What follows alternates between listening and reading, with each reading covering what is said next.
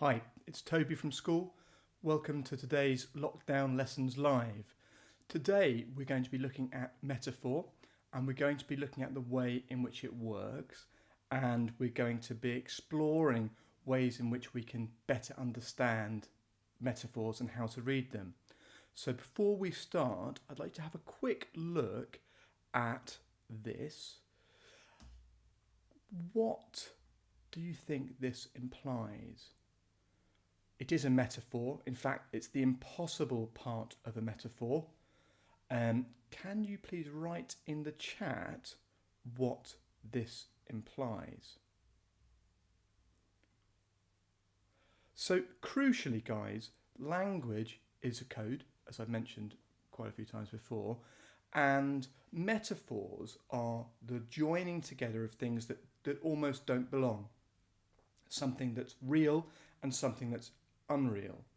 And in today's session, we're going to be looking at ways that we can better read metaphors and explore how they work. So, as I said, language is a code, and it's a system of representation. It might be worth your while to have a look at those first initial videos if you haven't yet, but the essential point really is that language is a code, and here we have a word, snake. The crucial thing to remember here is that snake, the word snake is not the animal, it's just a word. But the word snake does imitate the thing. So just to clarify again, language is a system of representation and words represent things. And there's something about the sound of that word and something about the shape of that word that helps us understand the characteristics or perhaps even the context of the thing. This might not appear totally relevant to our exploration of metaphors today, but it is. And we have a code-breaking system. And this is the system that we're trying to work on during these lockdown lessons when we look at reading texts. And we have a triangle. And again, it might not look like much, but this is our code-breaking system.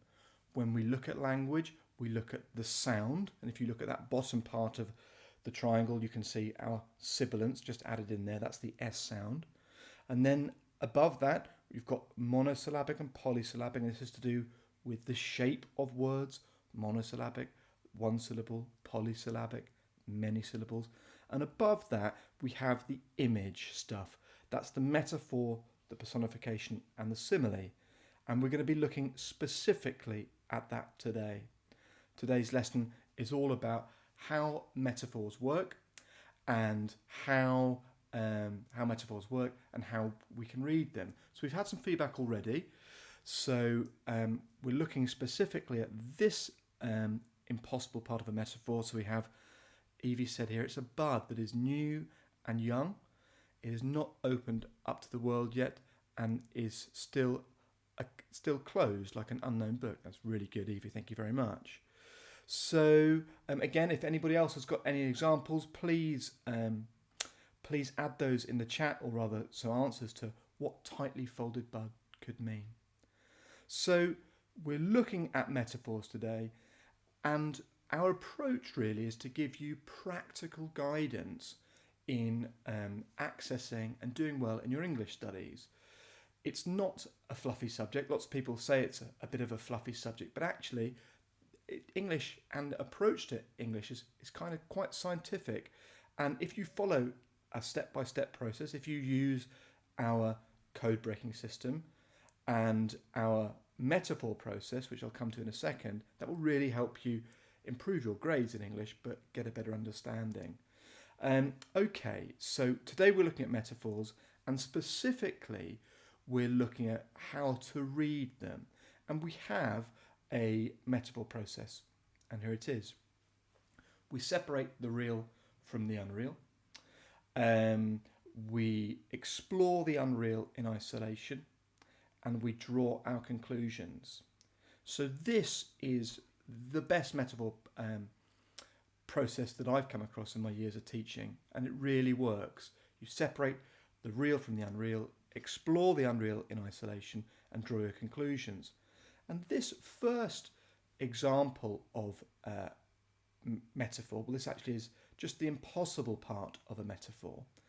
And so we're just going to focus on that second part of our metaphor process. So this is the explore the unreal in isolation. So what could it mean? We have, it's almost like the bud is hiding from the cold, harsh world. That's good. So we've got this tightly folded bud. It is closed from the world. It is new and young. It is unknown. Okay, great. So that's a really good exploration of looking at that metaphor. It's a really good exploration of exploring the unreal in isolation. And we're going to come back to tightly folded bud a little bit later on. And I want to introduce you to a new text. It's a text that I've read and used teaching for quite a few years. And it's a beautiful text. And it's set in the Second World War. And it is called All the Light We Cannot See. And it's by a writer called Anthony Doerr. And as I said, it's set in the Second World War. And the context that I want to give you is the first chapter. And the first chapter is entitled Leaflets. In the Second World War, both the Allies and the Allied Nazi powers, they dropped propaganda leaflets. And if you've seen the film Dunkirk, one of the opening scenes, there is a leaflet that's being dropped. And at the beginning of this novel, All the Light We Cannot See, there is a leaflet, or there are leaflets being dropped. This time, they're being dropped on the French town, where French residents are hiding from the Nazis that who have advanced on St Malo, and they're also trying to escape the Americans that are about to bomb St Malo. And these leaflets are a bit like this. This is the one from Dunkirk, the actual one that the Nazis dropped. And there are, of course, many other leaflets that were dropped in the Second World War. And at the time, this novel is set in 1944, just after the Allied landings. And what is about to happen to St Malo is this, which is complete devastation. It is very much an English lesson, but English requires us to understand and appreciate context, and it's important that you know that this novel is set in the Second World War. It's set in St Malo, a place which is soon to become devastated, and leaflets are dropping. So here we are.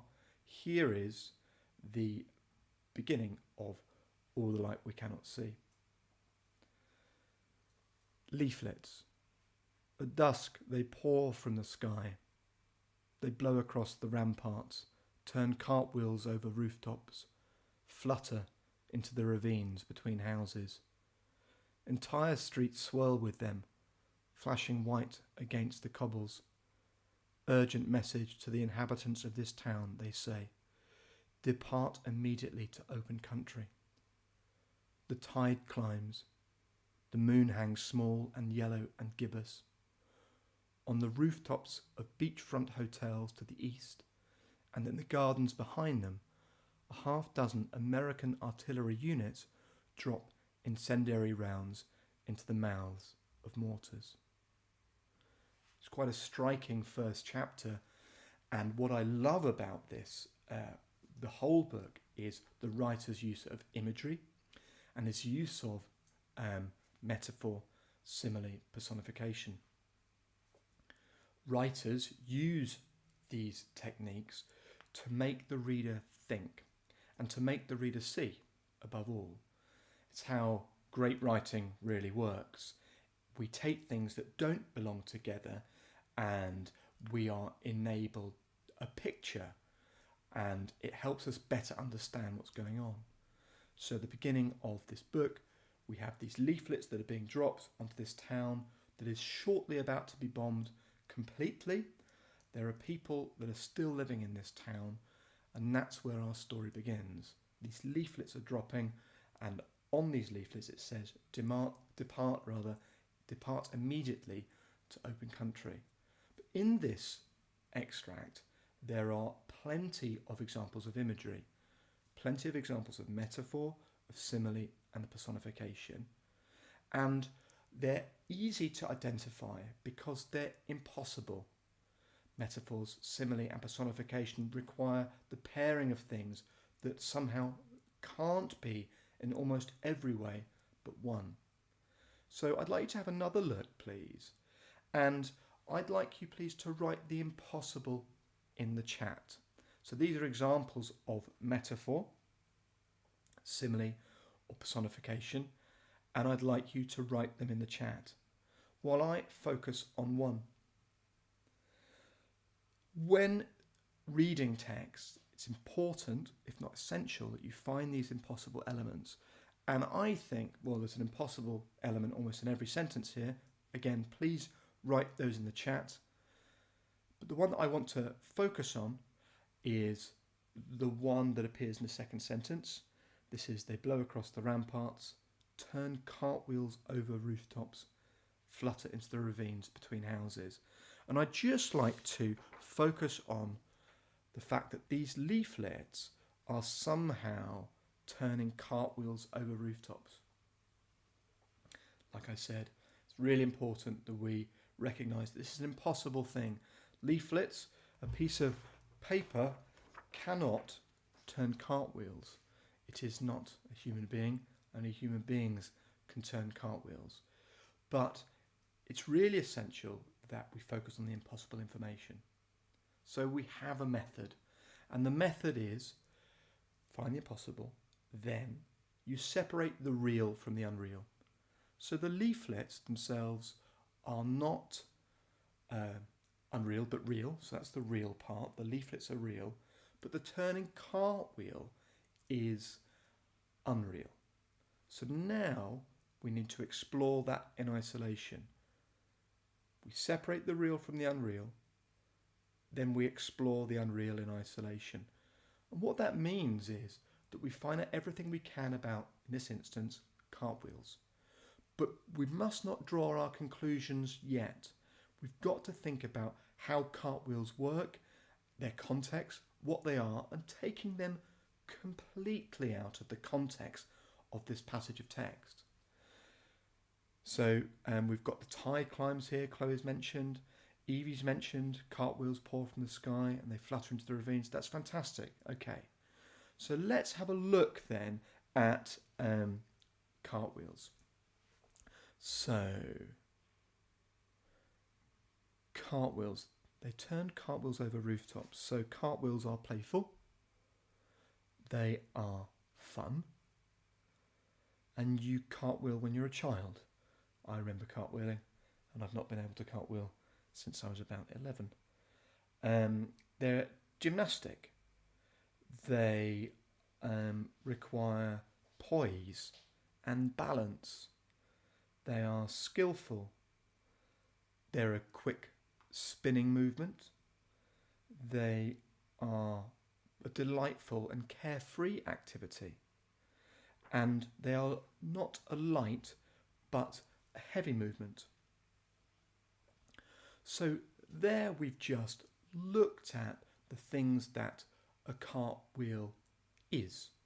And we've done that completely in isolation. Sometimes in English, we feel like we need to draw our conclusions much quicker than that. So my question at the beginning of these sessions is quite deceptive with the tightly folded bud. What does this imply? Actually, what you really need to do is you need to take the impossible and explore in isolation and just think about what this thing is before you start drawing your conclusions. So next up then, we need to draw our conclusions. We've got all this information about the cartwheels, and I've written that on the left, as you can see. And then we've got draw your conclusions. So the leaflets are, the cartwheels rather, are playful fun. You do it when you're a child. They're delightful, they're carefree. And now we draw our conclusions based on that stuff that we've explored. The leaflet isn't taken seriously in the way that perhaps children don't take things seriously. Evie here has written beautifully, cartwheels are a thing usually kids do, and kids do not belong in war. Yeah, that's a really fantastic point. And we'll come to that point a little bit later, but that's a really amazing point, Evie. Thank you.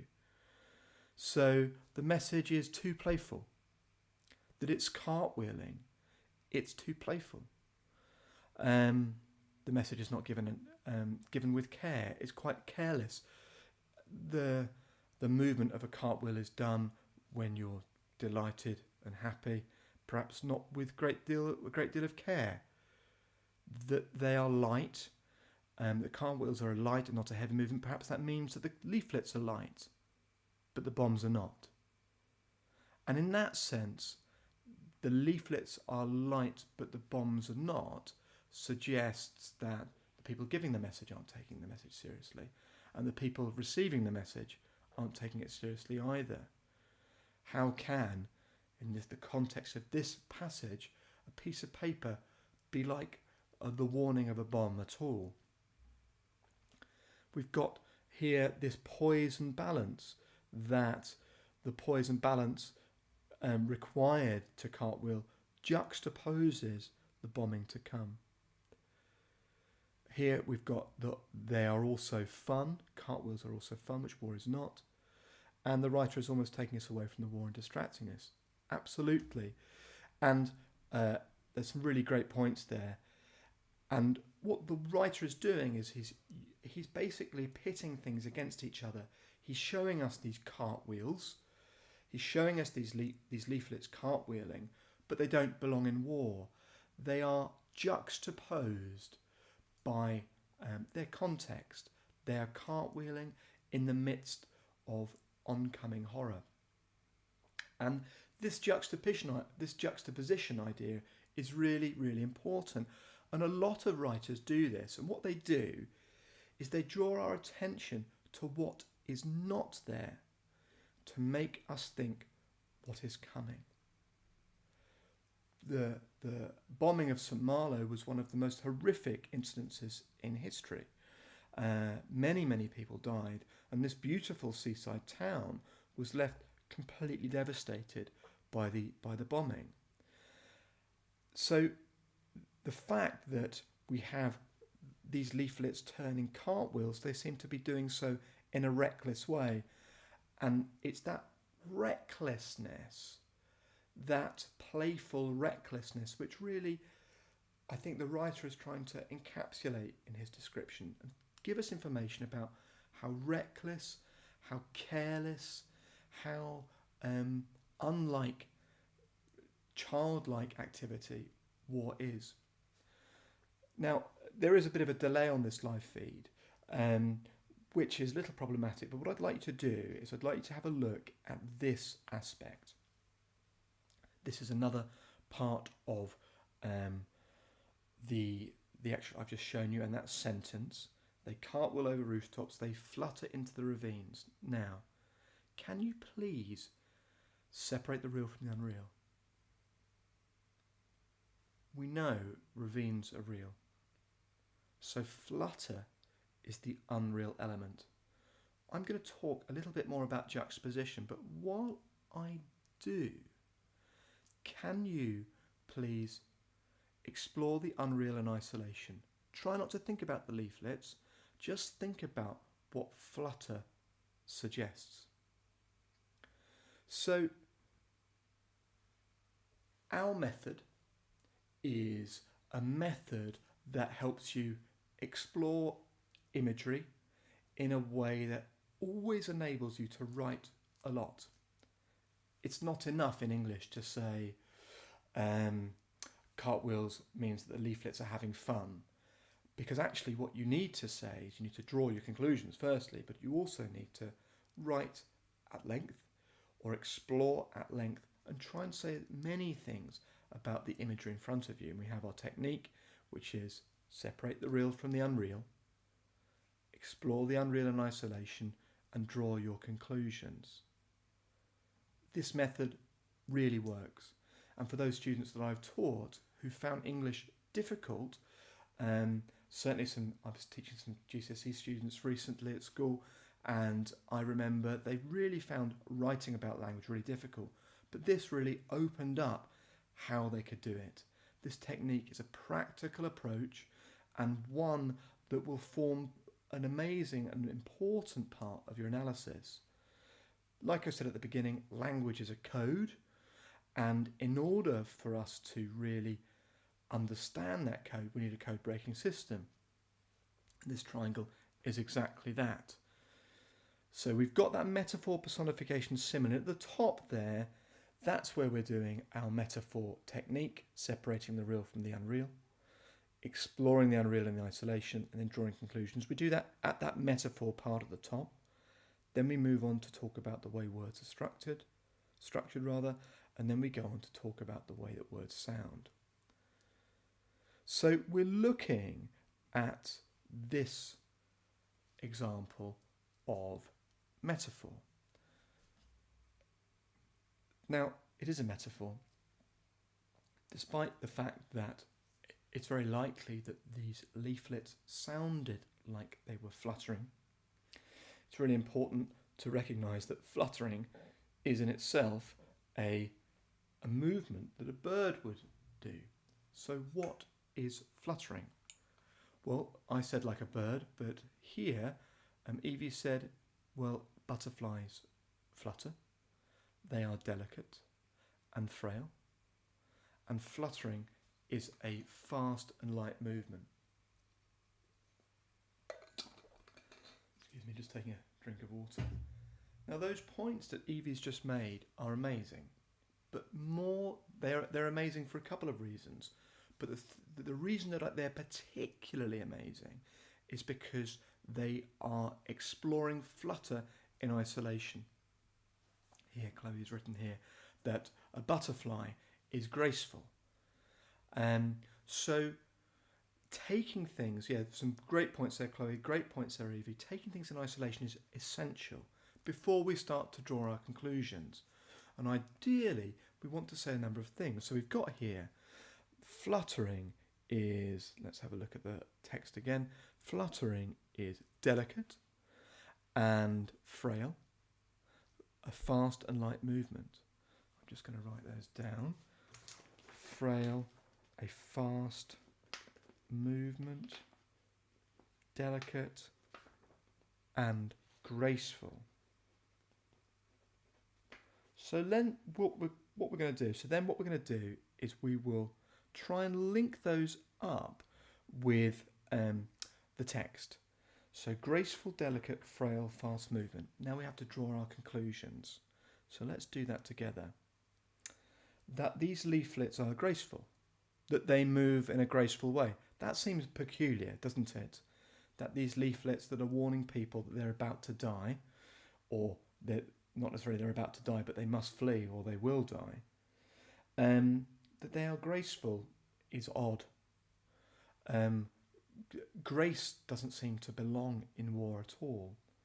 That those leaflets are delicate, again, that seems very strange, that these leaflets are delicate. That these leaflets are frail, well, that's interesting, that they have a frailty, that they are delicate, but their frailty suggests that they can easily be ruined, easily be destroyed, that the message is one that isn't enough. I think that's true. No amount of message is enough to prepare us for this onslaught, this awful onslaught that people faced back in the bombing of Simile. And this moving is fast. Well, you can almost imagine that as these leaflets are falling down, they are falling down in their multitudes, and they are almost blinding with their fast movement. So some really interesting ideas there. Thank you very much indeed, guys, and Chloe and Evie particularly. But the one thing that's striking about all these things is how they don't belong in war. I was thinking, when I was planning this lesson today, how flutter is the movement of a bird. It's also, of course, the movement of a butterfly. But birds and butterflies have something in common. And I'm wondering if you can write that in the chat. What do you reckon these two things have in common? that they fly, yes, but something else. What else do they have in common? So while we wait for that, one of the best things about great literature is how it can show you what others' experiences are like. And Anthony Doerr's novel is beautiful. It was actually given to me by a student many years ago who I taught, and she was a German student, and she was attending the school that I was teaching at, and she gave me the book after when she went back to Germany after about 6 months. And what I loved about the story was the way it showed me things that I wasn't aware of. It showed me things that I didn't know about. And this story, All the Light We Cannot See, is actually about a blind girl who experiences war. Something I'd never even thought of is how people with disability, how they survive and experience war. And it's a crucial message, because when we think about wars that have happened in the past, perhaps there's not enough attention on those hidden aspects of society, in this instance those with disability. And it really is a beautiful novel, and I would encourage you to read it. One of the amazing things about this opening chapter is it really tries to bamboozle us with imagery. Leaflets are pouring from the sky, they are fluttering, they are cartwheeling. And there's a last metaphor in that second paragraph, if you can see it there, where a half dozen American artillery units drop incendiary rounds into the mouths of mortars. This first chapter of Anthony Doerr's beautiful book reminds us that bombs are falling onto human beings. They're falling into the mouths of mortars. Here, Evie said they both have wings, they both prey, and they're often small. Yes, those are really good points. They're really good points. The thing that unites butterflies, they are both prey, they can be hunted, yes. They both have wings, they're often small, and they're natural. And that's something that I think the writer is trying to draw our attention to. In my drawing of conclusions, I think the writer is drawing our attention to the fact that butterflies and birds are natural, and what is happening in war is something that is really unnatural and something that really doesn't belong. The techniques that we look at for lockdown lessons, and the techniques that I've been teaching for years, are really important because they can help us better understand text and, yes, ultimately increase grades in subjects, but really give us a deeper and richer understanding of the way text works, in terms of the way image works, like in today's lesson, the way shape and sound works. And our toolkit, just to make reference to it again, which is here, is designed to help you unlock the code of English. And it really does work, and over time I'm going to show you how that really works. But the reason I fell in love with the subject, was because I was shown literature that connected to me. And the literature that I was reading was literature that felt human. And it felt like, as a reader, if I could approach it as a human being with thoughts and feelings and emotion, then I would better understand it.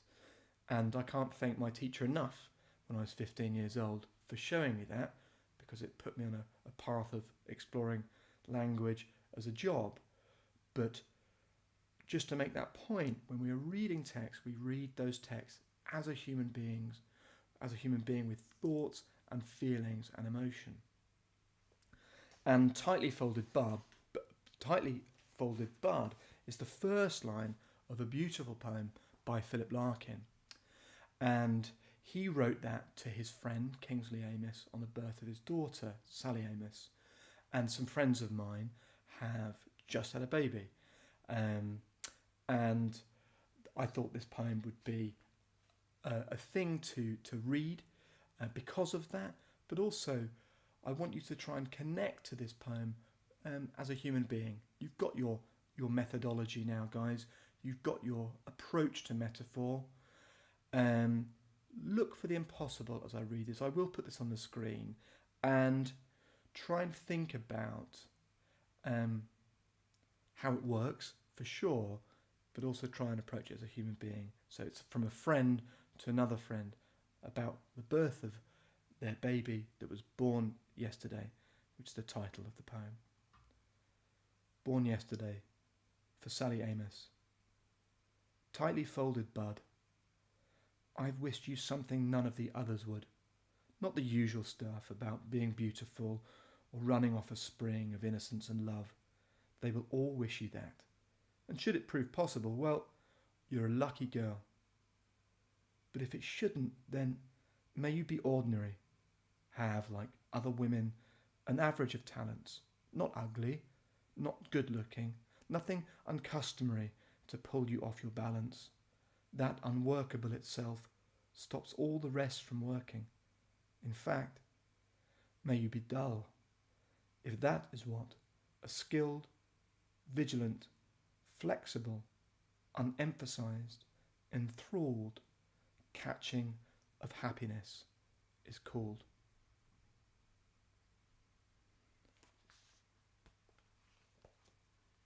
Today we've looked at metaphor and how metaphor works and how to read it, and we'll develop these skills over time, remembering that language is a code and all we need is a code-breaking system to unlock it. If that code-breaking system fails for whatever reason, remember that good literature is designed to access the human being in us, rather perhaps than the scientist. So read as a human being and explore language using our methods. Thanks ever so much for coming along to today's session. We've got another session tomorrow on how to read again. Please like and subscribe our YouTube channel. Please check us out on Facebook on Lockdown Lessons Live and become a supporter. We're going to do this throughout lockdown. We really feel that it's going to make a difference. We really think that perhaps those students that otherwise couldn't access English or other subjects, it's a really useful tool. Please check in with us tomorrow. You can see what we're doing on Crowdfunder. We're really trying to make a difference. Please stay safe and healthy, and we'll see you tomorrow. All the very best. Take care. Bye.